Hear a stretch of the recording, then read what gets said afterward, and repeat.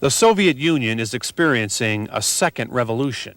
The issues of perestroika, economic change, glasnost, openness, and nationalism dominate all others.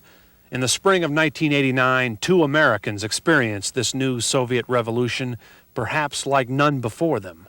They became the first Western journalists permitted to work for Soviet television. The following is an account of their 6 weeks inside the USSR.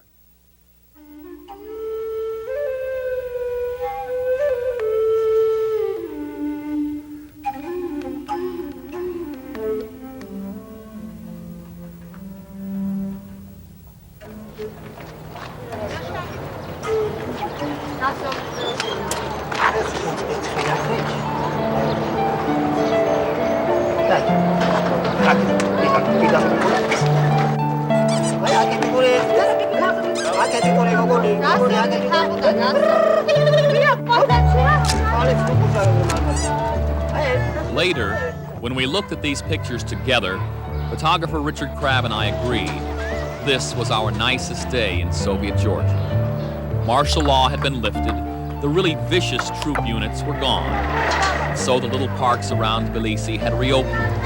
Children were laughing again. What sweet music. It was as though God had decreed that without guilt we could all forget the bad for a while. And there'd been really good times for us in the Soviet Union. We'll share them with you. Yes, this was the nicest day, but not the most memorable.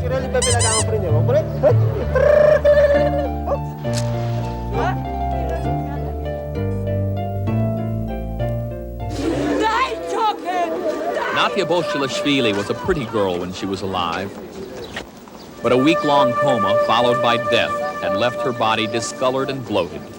Natia was an unknown 16-year-old in life. Now in this warm April afternoon, her funeral was tens of thousands of people long.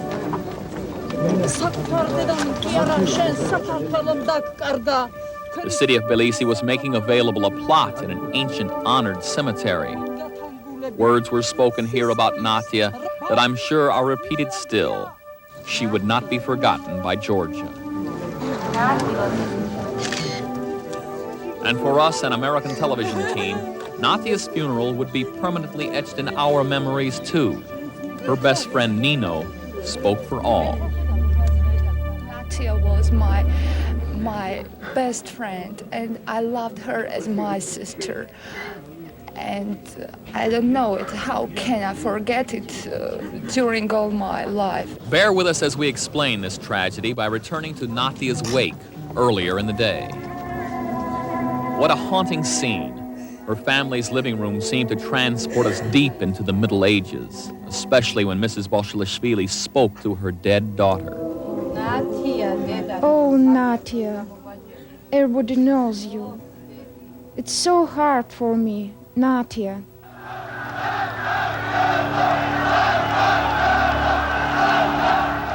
All of Georgia knew Natia because she had died as a result of the April 9th massacre in Tbilisi. But her death was different from the others. Natia Bolshilashvili was killed with a chemical weapon. A soldier knocked her down, sprayed the chemical in her face, and a week later she was dead. Such an obscene weapon used on a peaceful civilian, a high school girl at that, had shocked the little republic to its core, and the tragedy wasn't over yet. As the procession started, a woman began to wail. Her son had died the night before. Chemical death number 2.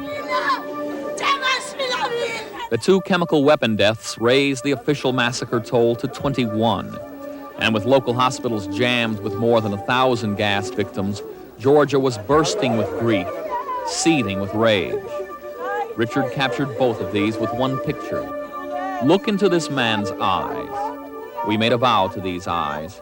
Fate has placed us here with you. We're here to tell your story. Eye of the Storm.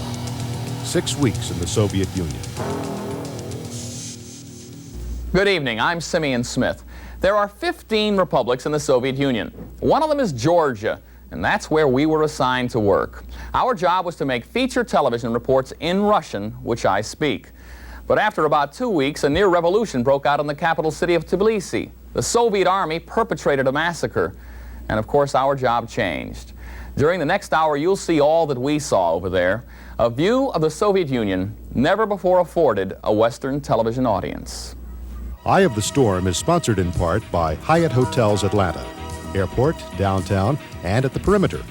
We are proud to be a part of the USA-USSR Journalist Exchange.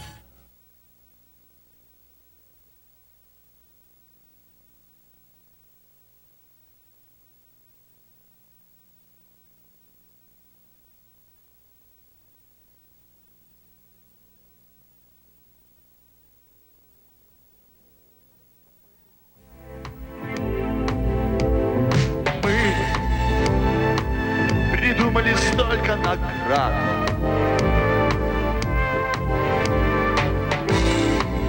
Их пристроить не на всякую грудь. As you'll see, music videos are immensely popular in the Soviet Union. This one, though widely discussed, is rarely shown. No wonder. The song is entitled Mui, in English, We.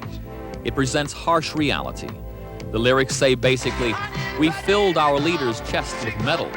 Our leaders pointed the way and we followed unswervingly. We built our world as they directed, such a long journey over so many years. Now it's all coming undone. We are to undo it. Are we going backwards now, or is this the way forwards? There's the question we, every Soviet, must answer. Так долго строили зря.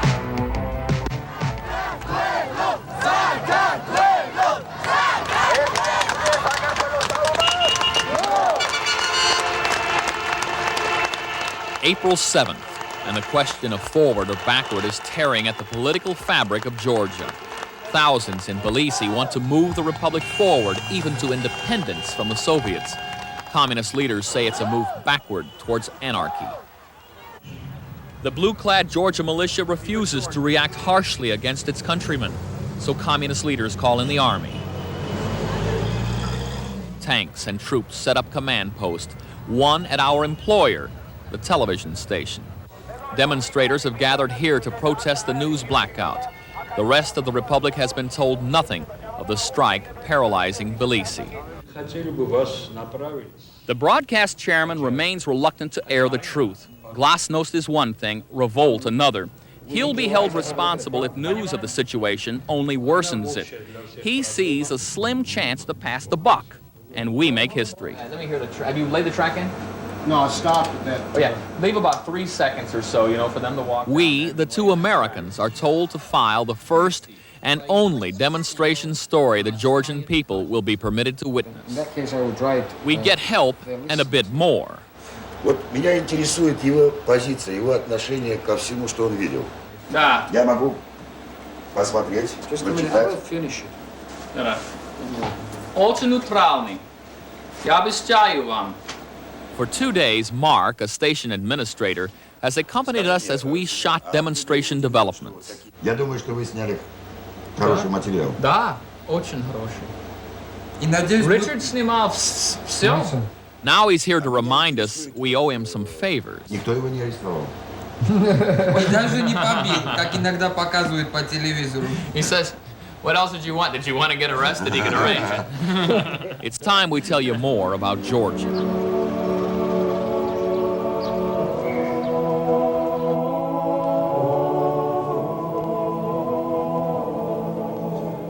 Georgia's history was charted early with one bold decision, the adoption of Christianity in the 4th century. Christianity was not a good choice politically.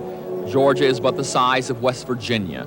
Her generally larger neighbors, Turkey, Iran, Azerbaijan, and Dagestan, are Muslim.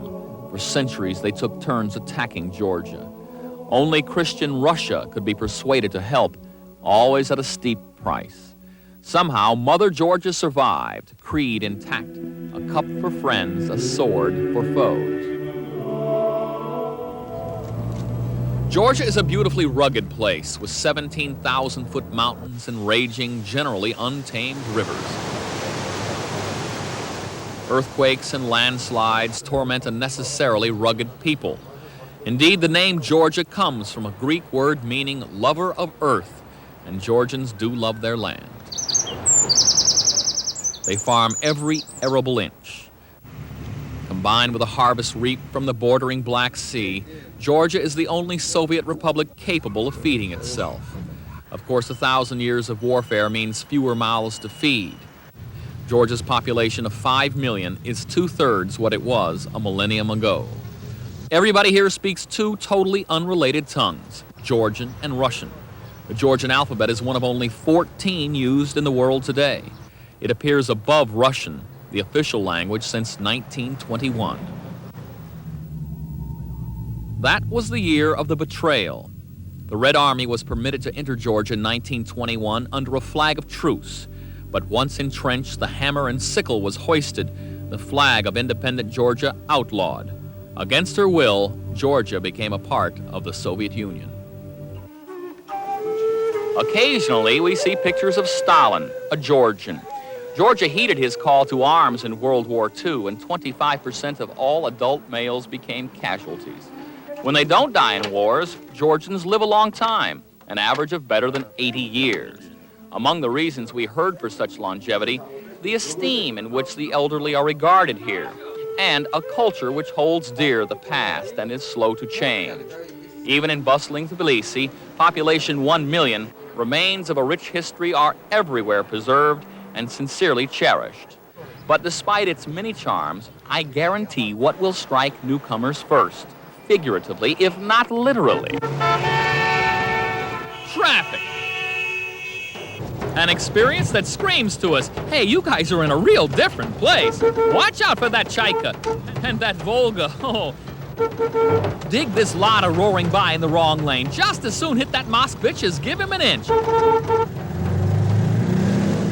And thank heavens this old buggy backs off instead of trying to squeeze right by us. Organized mayhem, or so it seems to us, yet serious accidents appear relatively rare. Here, an army truck lies on its side after colliding with a car driven by another soldier. Consensus opinion, neither driver is a local Georgian, or the accident would certainly have been avoided. Untruth remains universal in a city full of cops. Where's one when you need him? After 20 minutes, bystanders take matters into their own hands. In fact, drivers do seem willing to give each other a precious inch or two. Pedestrians get nothing but disdain. Cars are in short supply, parts impossible to get. A person with an operating vehicle feels a cut above the ground. And my car is best car of the Tbilisi. Seriously, you know, I have nothing, but it's drive too, yeah? Traffic adventures aside, Tbilisi has zoomed ahead of Kiev as the third most popular visitor spot in the USSR. And it's healthier by far than polluted runner-up Leningrad, friendlier by a million smiles than top attraction Moscow, and warmer than both, especially during rush hour. So how did we wind up here? Well, in May of 1988 at 11 Alive, we began to kick around the idea of a reporter's swap with our sister city, Tbilisi. It was a far-fetched idea. No such exchange had ever taken place with the Soviet Union before. I had studied Russian in the military, and the station paid for some more private lessons. And with the help of Atlanta's Friendship Force, miraculously, our station management pulled off the swap. And so on March 23rd of 1989, photographer Richard Crabb and I, a guy generally described as somebody named Simeon Smith, arrived here to work for Georgian television. We have no idea what to expect. No Soviet program has more viewers than the 50-minute national nightly news. That's because every station in the country is required to air it. Translated, the title means time. In our 6 weeks, the first word spoken never changed. Сегодня в Кремле Михаил Сергеевич Горбачев вручил... Mikhail Sergeyevich Gorbachev. It doesn't matter what he's doing, what the world might be doing, the first secretary is always the first story. Even something like an innocuous medal ceremony might receive 12 or 15 minutes of airtime.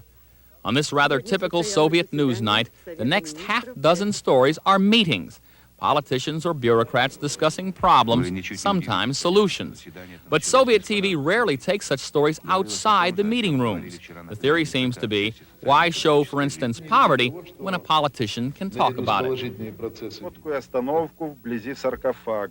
When stories do venture outdoors, the video is invariably amateurish by American standards, with pans and zooms and out-of-focus shots. Well, it's the stuff of home movies. American TV news went beyond this level 25 years ago. The reporters aren't very imaginative either, preferring man-on-the-street interviews to real legwork, and they love to express their own personal opinions. This war crimes defendant is more or less labeled a murderous traitor by the reporter before he's found guilty. And obviously there's censorship. During a live Mayday interview, this woman expresses outrage at poor medical conditions for injured Armenian children. Suddenly, she vanishes from the screen. And lies, distortions, omissions, whenever it suits them. Elaboration later.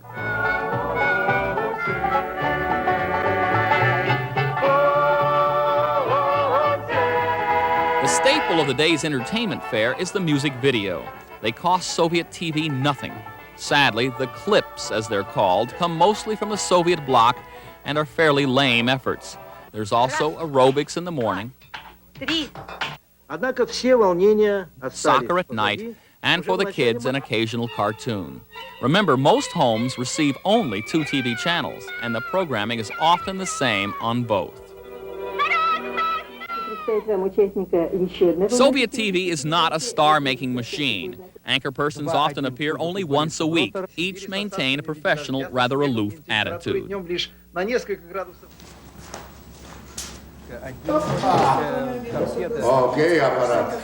Off-air, however, Nugzar Gegudi, for one, is invariably jovial. As one of the Georgian newscast anchors, his only job is to read. There are 2,500 other employees here to take up any slack. Some of them work very hard. Hundreds do virtually nothing. The equipment is antique. The expertise is low. The nightly news is generally taped because of frequent problems. These now are our colleagues. We hope to make them friends. This is Georgian Television, our new employer. We know who we are. We know what our advantages and disadvantages are. But it would be most interesting for the Georgian viewers to see themselves through the American eyes. Coming up, an American in Perestroika.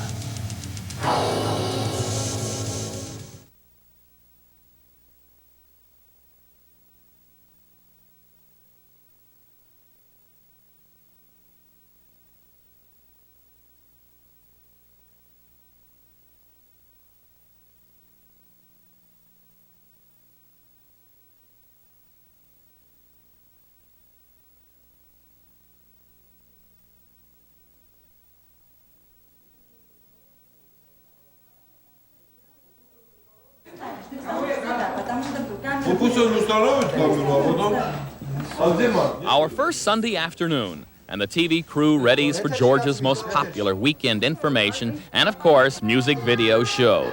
I'm preparing for it, too. I mean, how do you say succinctly the purpose of the whole trip? I've been directed to explain this journalist exchange. Georgian TV has yet to air a word about it. Well, I'm just not fluent enough to be extemporaneous, but I get a lot of help composing a short speech. History is made immediately. I'm the first man to ever put on makeup for Georgian TV. Krasiva, Alex? Oh, beautiful. Thank you. I'm a lovely guy. Actually, I'm a very nervous guy. Man, if we pull this off. It's a scary moment because, of course, first impressions are so important. I talk about the project, thank Georgians for this opportunity, and try in some way to involve the viewers. Так что, друзья, надеюсь на вашу помощь и терпение. Пожалуйста, будьте со мной терпеливы. Я даже не возвращаю, если вы будете над мной смеяться, даже наоборот, смейтесь побольше. Да! It goes over pretty well. Now we can finally go out and make some pictures. Our first story takes us to a place that looks from the outside like a museum. Inside the grounds, however, is the pride of Georgian industry, the Rustavi Steelworks. My report begins like this. Когда я был ребенком, мама рассказывала мне про ад. Я вспомнил это, увидев Руставский металлургический завод. Огонь. Кипящий металл. We want to grab viewers with all the elements missing from reports they're used to, strong video and sound. Of course, I go on to say that this is no hell, but a place where brave men tame the firestorm to work for them. We're here to interview two steelworkers, who are also politicians. This man is retiring after 6 years as a deputy in Moscow, this district's national congressman. Next to him is the man expected to win election as his replacement. In America, I say, we usually elect lawyers to make our laws. Candidate Tomas says working men should be represented by a working man, and he's confident of doing a good job. On March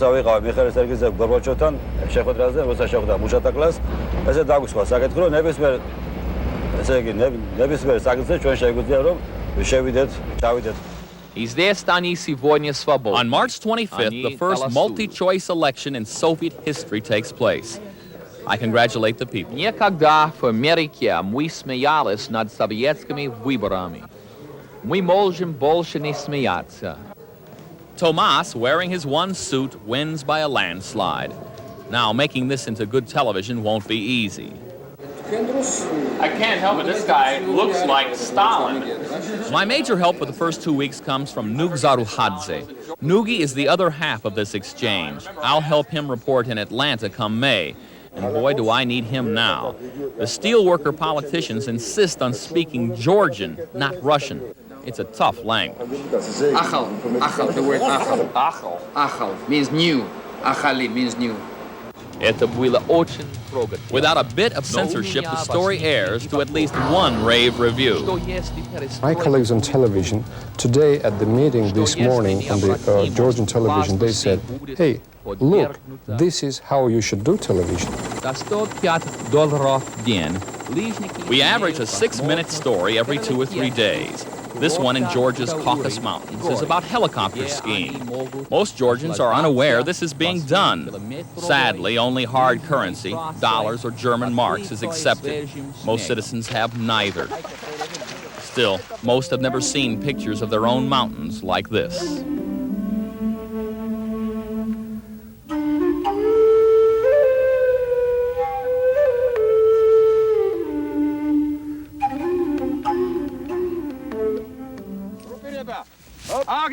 We also focus on local Georgian kids being taught free of charge by ski experts from this vicinity. We had a lot of fun this day. Как вам нравится моя шапка? Да или нет? Yes. Да?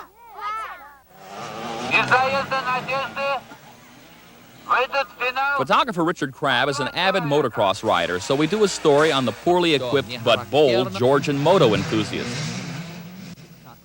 And in the mountainous Kedah region, we report on some tragic landslides. People here have agreed to move, but they'll leave more than cracking homes and tortured land behind. This man's family, for instance, has been here for more than 900 years. Our most controversial report comes here at Georgia's biggest hospital. The 11th floor proctology ward isn't as grim as it looks. That's due in part to an extraordinary nurse. Manana Kukhadze is 28 and the perfect nurse for a most difficult job. We record her dressing wounds and making rounds without ever being less than professional, wonderfully kind. But quite by accident, we discover this: the ward's one toilet, a truly dreadful sight. Everywhere. Silverfish, cockroaches, ants. We're gonna have to show this. Show it. Well, how does that make you feel? It'll be a great help if you show it, I think. Really? А те, что были очень далеки от американских стандартов, мы не могли поверить, что мы в больнице. Some viewers call to say they like this kind of reporting. Others don't like it and wonder if the American respects Georgia. In truth, Georgians have our respect and more. We're much like early sailors exploring unknown South Sea isles. We discover a people who positively enchant our hearts.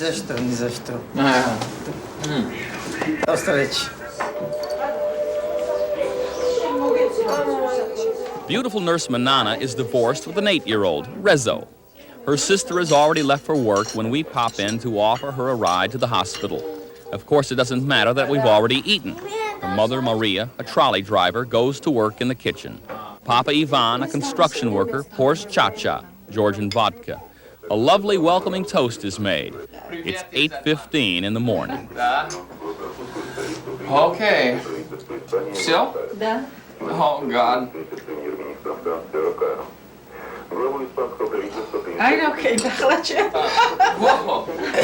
Ivan's cha-cha is as strong as his back. She used to help build apartments like his. It's 30 years old, Khrushchev era. Maria's bathtub is the clothes washer, her balcony the dryer. The apartment is sturdy but tiny. 1 bedroom for 5 people. The place is decorated unpretentiously. Ivan proposes a toast to a world without borders. I drink from the 100-year-old family wine bowl. Believe me, we have no idea that this working man has spent 2 days' pay so that we might feel a bit special this morning. Oh, okay. But then we go to the market.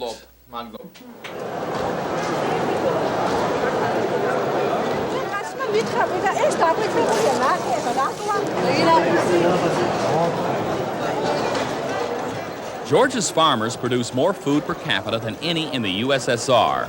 Food prices are therefore cheaper than most any place else in the country. The average citizen earns about $200 a month, and we're in the least expensive market in Georgia. Get your peanuts. Hey, сколько стоит? Kilo. Listen to what's considered a good buy.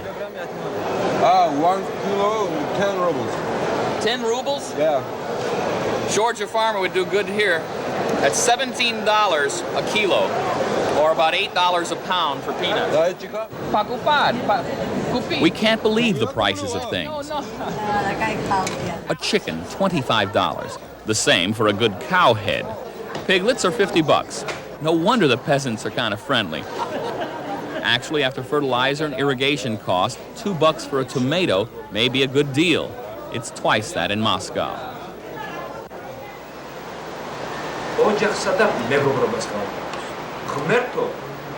And yet day after day, people meet us once and invite us to their homes. Here we're lavished with 15 and 20-course meals. They toast us with Georgia's splendid wines. And at no time is there even a hint at the enormity of the expense our host must bear. Conservatively, such feasts cost 2 months' salary.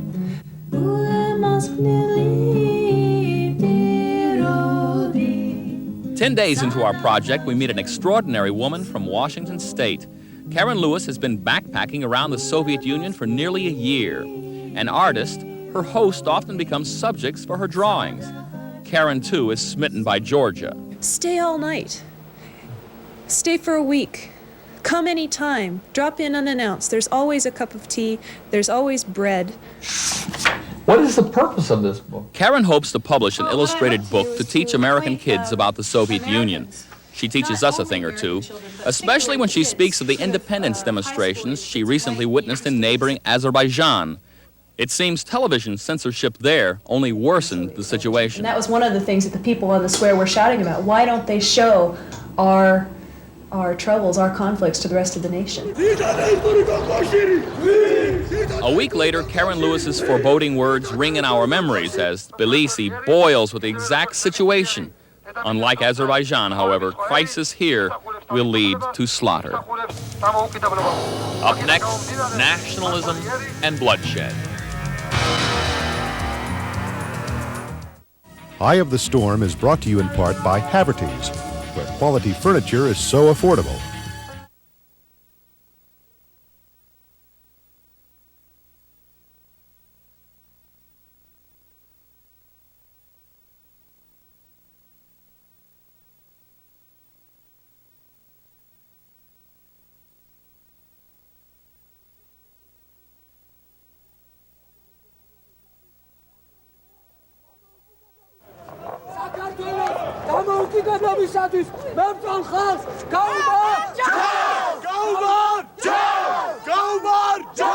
Long live Georgia! We first hear that cry on April 5th as we walk home to our hotel. We really don't know what's going on, but it seems like a news story. The next morning, the TV station reluctantly permits us to investigate. Nobody knows what they think about you. Maybe they think that you are some secret service, you know? KGB? KGB, like KGB or something. Maybe something, some provokes, you know? And nobody can tell you and guarantee safety. At first, the size of the crowds are intimidating. 10,000 demonstrators have gathered in front of the Republic's government house alone. But we're met with no hostility. Instead, we hear whispers. It's the Americans. An American flag even appears briefly to loud cheers. Then we find out why.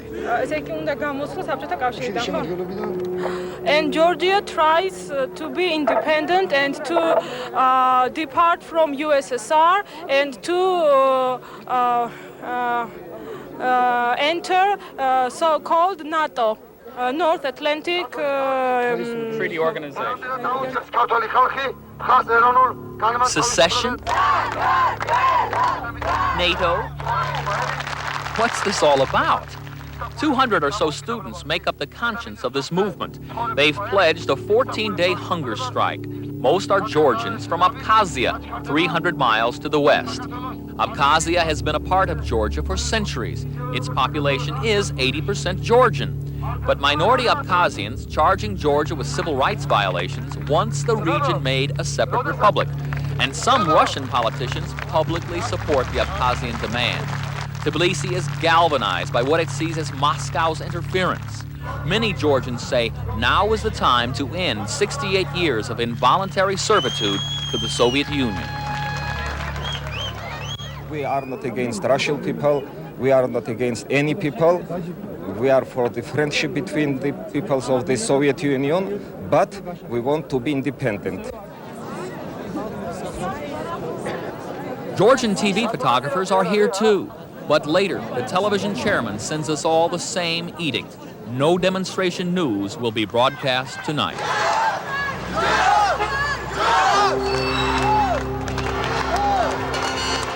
April 7th, the last day of sanity. Though maybe even now it's too late to avoid the coming tragedy. Overnight, a group of mostly college students have laid claim to the front of the TV station. Throughout the day, hundreds join them, many just kids. The leaders here radiate a contagious confidence. The arrival of the troops doesn't deter anybody. They aren't very intimidating. Young men in their first year of service stationed just outside of town. 28 nationalities on one bus. Soon, they'll be replaced. Things are still so loose, we interview a Russian major. Why is he here? Почему вы здесь?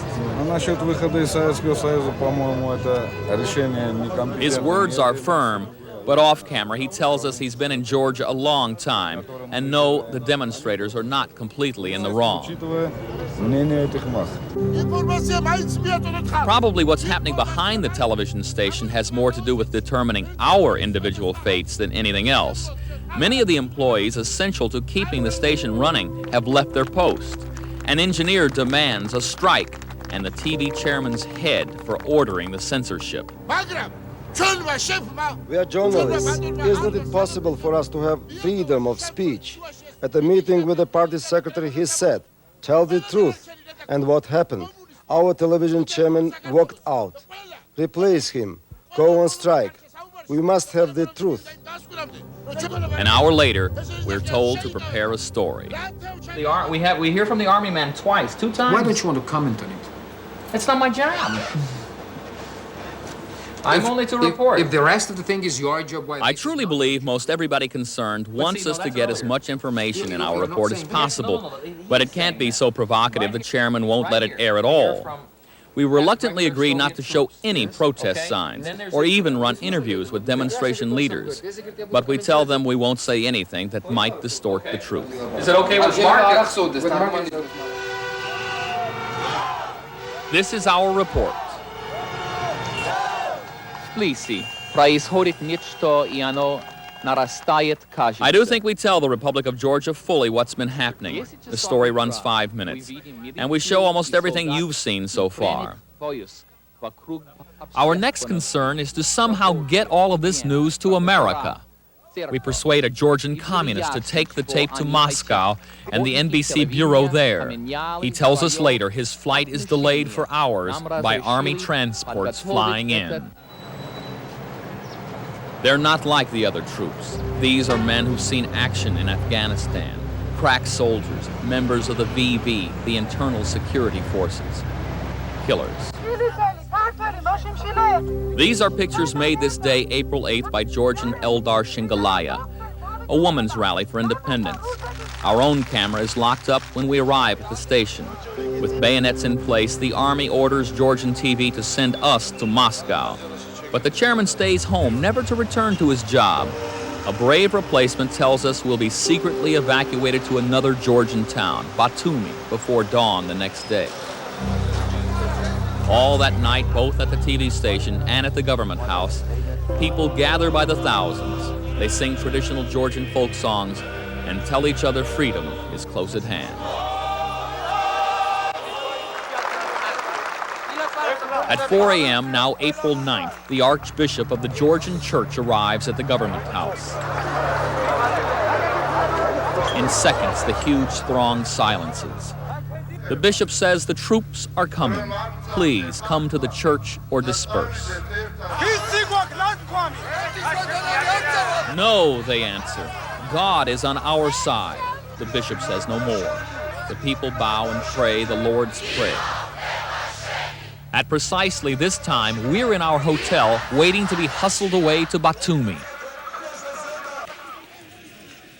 As the troops come pouring out of the sports arena next door, Richard shoots still photos. The soldiers fill the square in front of us. Hammering their shields with clubs and shovels, they begin to charge down the hill to the TV station 300 meters away. We hear demonstration leaders call for calm, and then we hear the screams. Perhaps because they fear TV coverage, the troops kill no one at the TV station. Scores of demonstrators are beaten, many seriously. No one inside the station shoots a single frame of film.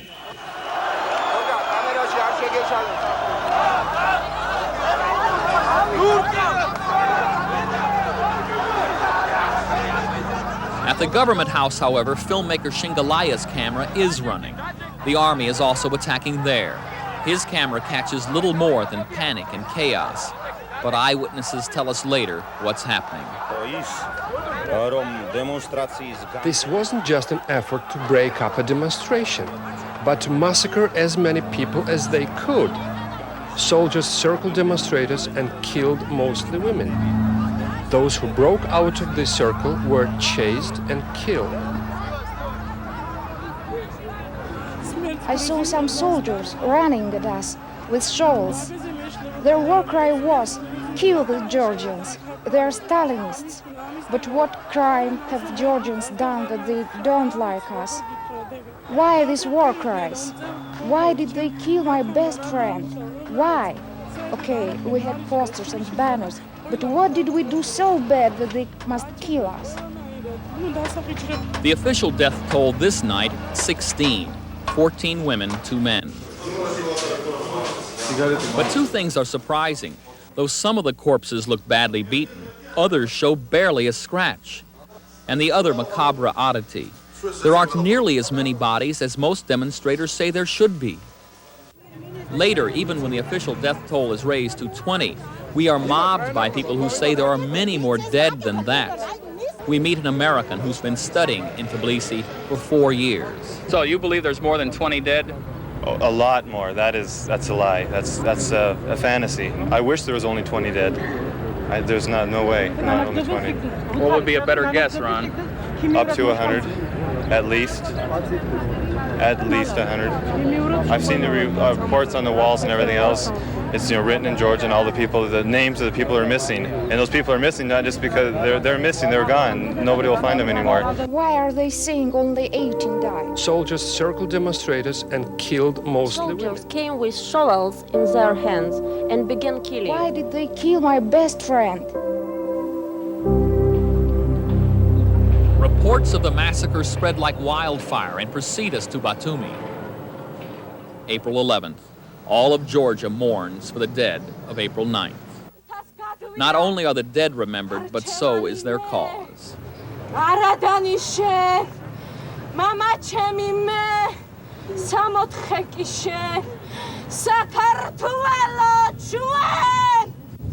We're stuck 370 Ks from Tbilisi, and it's how else are we going to tell this story? We're the only Western journalist in Georgia. We feel obligated to explain to the world what's happened. But our tape to NBC Moscow was intercepted at the airport and held for 9 days. That the people were either sitting должен загрязнять природу. While awaiting the end to martial law in Tbilisi, we make a 20-minute documentary on pollution. A huge benzene factory is filling the Black Sea with oil. Two things stand out about this period. One, the bonds we make with our Tbilisi crew that's accompanied us to Batumi. Gogi, our wonderfully mad and loyal driver. Gia, our translator and guru. Young Alec, who volunteers an account of the TV station beatings, though it might mean his career there or worse. And Sasha, who is, well, just Sasha. We are all so far from our families. In Atlanta, Channel 11 fights the Soviet telephone system and manages several times to bring us news from America, and twice the precious sounds of our wives' voices. And then on the night of my 42nd birthday, the other standout occurs. Oh, the news just came on. It's April 14th, and suddenly Georgian television begins broadcasting the truth. Foreign Minister Edvard Shevardnadze, a Georgian, calls the massacre a stab in the back of perestroika. Live hearings are aired. The death toll is questioned. Someone raises the specter of chemical weapons. A new Republic leader replaces his disgraced predecessor. Georgian TV shows tape of workers demanding that he get to the bottom of these killings. The tape is clumsily presented, but that seems so insignificant now. And then on April 17th, we're told to come back to Tbilisi and help TV there tell the story. On the night of March 5th, 1956, a large crowd gathered here in Tbilisi's Stalin Square to observe the anniversary of the death of the dictator. This violated a recent ban by Nikita Khrushchev against all Stalinist activities. And when the crowd reappeared the following night, Khrushchev sent in troops. On the night of March 9th, those troops opened fire on the demonstrators. They killed 80. They wounded hundreds more. Georgians say the next day you could hear a fly land in Tbilisi. It was that quiet. Reaction to this year's April 9th massacre was far different. We find the capital still in shock. It's not just the memory of those who died that torments them so. But 2 weeks later, people are still mysteriously dying. The hospitals are full of patients who describe a different kind of attack on April 9th. They hit me here. I tried to cover and protect some girls. Then someone kicked me in the stomach. The soldiers began beating me. I tried to escape, but one sprayed something in my face and I immediately passed out. Doctors say there's little they can do to help. We feel helpless. We want to know what this chemical gas really is, but no one will tell us. The army must know, but it does not say a word, so we have no antidote. The army does indeed refuse to give the weapons formula. The general in charge maintains no chemical was even used. Meanwhile, in Moscow, the national news thoroughly distorts the truth. It reports that demonstrators trampled each other to death, or it was the Georgians who attacked the military. And on this night, a report that autopsies have definitely confirmed chemical weapons were not used in Tbilisi. These false reports so infuriate the Georgian health minister that he says national newscasters should be arrested. Yes, of course, he says a chemical weapon was used. More than 1,000 people have been affected. Tens of them are in severe condition. There are even deadly cases. You don't have to be a specialist to judge whether this was a good or a bad gas. Russian denials concerning the chemical weapon mean countless more will be affected by it. The plaza where the massacre took place becomes a memorial of sorts. More than 1 million flowers are laid here. Under them, the chemical lies active and dangerous. Nearly 3 weeks after the army attack, the number of people suffering poison symptoms actually grows. Health officials finally figure it out. This area must be cleaned. But removing the flowers now violates Georgia's traditional 40-day mourning period. The militia saved many lives on April 9th, and reluctantly protesters obey them now and disperse. It's too late for some. 30 of them are hospitalized this night with chemical poisoning. At last, Moscow investigators, Russians, speak out. We demand a public hearing for those who gave the order to use the chemical weapon and the clubs and shovels against peaceful demonstrators. We demand public hearing for those who carried out the monstrous order and for those who are concealing the formula for the chemical weapon. The guilty should be punished. But damage to Russian-Georgian friendship is severe. Statues representing the bonds between the Soviet state and the Georgian Republic become figures of scorn. The Georgian government orders them removed. As with many such episodes, ours is the only camera present. But now, Georgian TV broadcasts everything we shoot.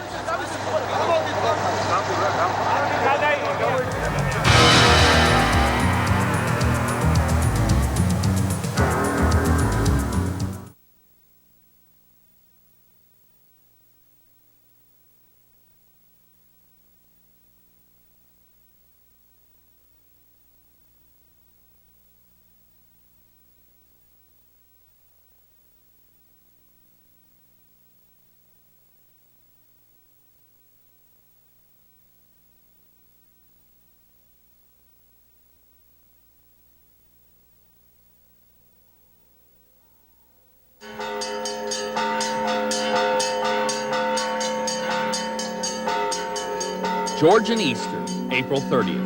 Tbilisi's 6th century Sioni church is a crush of humanity. Most people have been standing for hours, some with their animals to be blessed.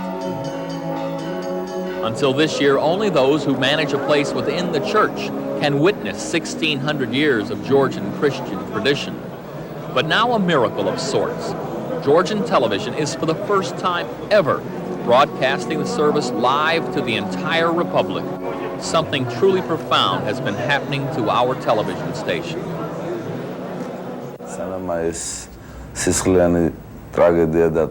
Very often, before the tragedy, we were telling lies. We told lies because we could not overcome the tradition of denying our people the truth. Zaza Daraseli replaced the old TV chairman the day before the massacre. It was then the army ordered us out of the TV building and out of Georgia.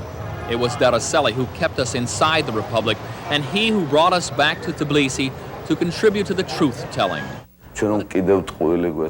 We understood that after April 9th, if we continued being silent, we could not go into the streets and look into the eyes of our fellow citizens. That is what really happened to us. Backbone seems the order of the day. In a small room on the outskirts of town, leaders of 4 anti-communist parties gather. They're determined to form a united coalition to free Georgia. I ask them if they aren't afraid of arrest or worse.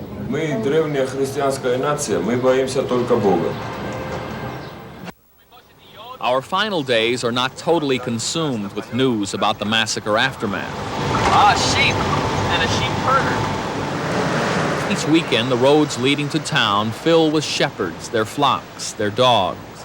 A plump ewe can be turned into some of the country's most popular dishes. But even when slaughtered at home, shoppers are dismayed to learn the price of a sheep has doubled in 1 month to $60 or $70.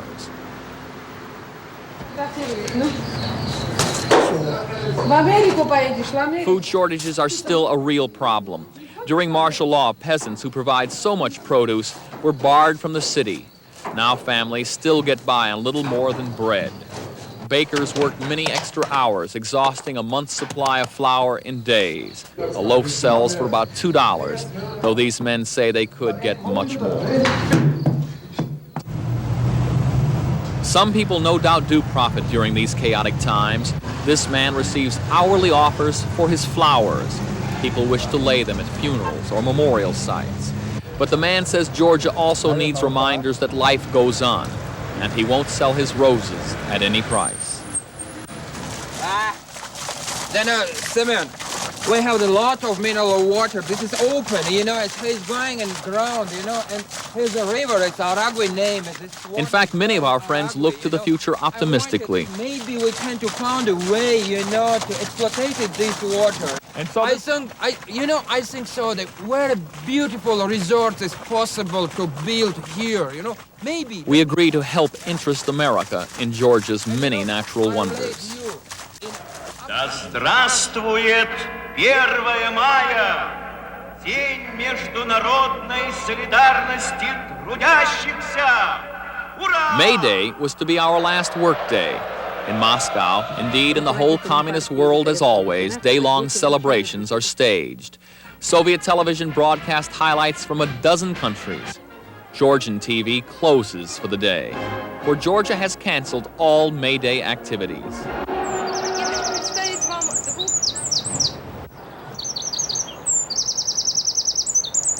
So instead of parades, we spend our final shooting day in the little park we first showed you. Here, with no more deadlines, we relax and savor the same feeling of safety the children have, for we are going home. We came here with a rather snobbish attitude of teaching these folks how to do good television. Instead, they learned themselves and reminded us that good television is truth television. Let's hope they remember it when the Republic government stops being so cooperative with them. And finally, we'd like you to know that we love this country. We leave you with favorite words of its people and anyone who's ever arrived here as a guest. Sakartvelo Gomer Jus. Long live Georgia. This is Simeon Smith, 11 Alive News, Tbilisi, Georgia. Amnesty International and others report that unofficially 60 people died in the Tbilisi massacre.